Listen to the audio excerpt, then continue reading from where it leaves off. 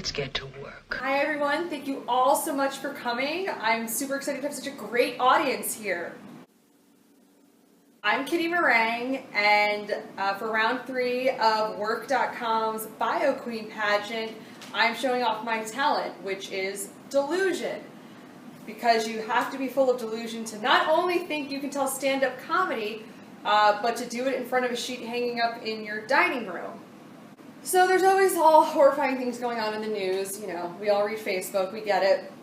But one thing that's been ongoing and has been really bothering me is the whole trans bathroom issues. Like, let people pee where they want to pee, wherever they feel comfortable, whatever. And the bigger issue I have with all of that is no one, politicians, anyone is addressing the real issue at hand. And there's a reason I use that word. It's that no one washes them. How many times have you been in a restroom and watched people just go from stall and out the door? What's even worse is when you witness, a coworker doing it. You're in the bathroom with Sheila, you beat her to the sink, she walks out of the stall and back out into, Outback Steakhouse to join the rest of your coworkers. What are you supposed to do? What happens when the waiter brings over your bloomin' onion? You're not going to want to touch that. Then the appetizer sampler comes out, and she just, you just watch her going at the spinach and artichoke dip like a 15-year-old boy fingering your girl for the first time. Guess who's just getting a salad that she's not sharing? How were you raised? How is that not just a standard practice in society? You touch your genitalia, then you touch soap and water, and then go on your way.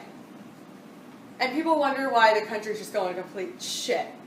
Because every surface is covered in it. Along with people's bathroom practices, I spend a lot of time thinking about ghosts. I particularly find myself thinking about them whenever I masturbate. Because think about it. If ghosts exist, which they totally do, and they're everywhere, then my grandparents are most likely ghosts.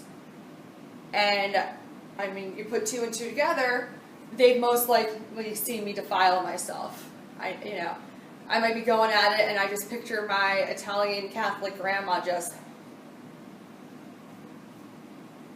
And then I wonder, well, what if, I have some great uncle that's also present who's getting a ghost boner to watching his great niece diddle herself. What if he takes it a step further and then ghost rapes me in my sleep? Is ghost incest a thing? And if it is, would I ever know it happened? I also think it's really silly whenever I go to the bathroom when I'm home alone that I still shut the door. Because, no human's there to see you, and the ghost can see you no matter what. Just think of that next time you use the bathroom. Or while you're washing your hands after using the bathroom. Like most people in America and the world, I'm poor. Even though I have a full-time job. But I found a really great way to make extra money. And no, it's not doing drag. You can believe it or not. You can probably believe it very easily. No, I found a great way to make a quick cash. So, whenever I start dating a guy, I found out that within the first month of dating, if you lie and say you're pregnant to him, he'll immediately just want to throw money at that problem to get rid of it. And I don't know the going price of abortions nowadays, but I just guess they're $600 or so. I pay my rent, no problem. Yeah, you can hustle and you don't need a man. But if a guy's going to be stupid enough to believe that you're pregnant without any proof and just, want to get rid of it because you've only been dating for 2.5 weeks and he doesn't even remember your middle name, take the money and run. I know we're all totally sick of talking about the election. We're all on Facebook and, it's boring. And I love that there's people who are like, I'll move to Canada if Trump gets elected, or I'm not voting for Hillary just because. Or, Jill Stein all the way, even though there's no way in hell she's going to win. I refuse to do the right thing. But you never hear, or at least not in my Facebook newsfeed, which is the only way I get information nowadays, you never see anyone threatening to kill themselves over the election. You know, like, wouldn't that really raise the stakes if a bunch of, like, Bernie bros were like, fuck it, we're going all Jonestown on this shit, and we already drank the Kool-Aid once to get all psycho about Bernie to begin with. We're really going to drink the Kool-Aid this time, maybe grape, and fucking end it all.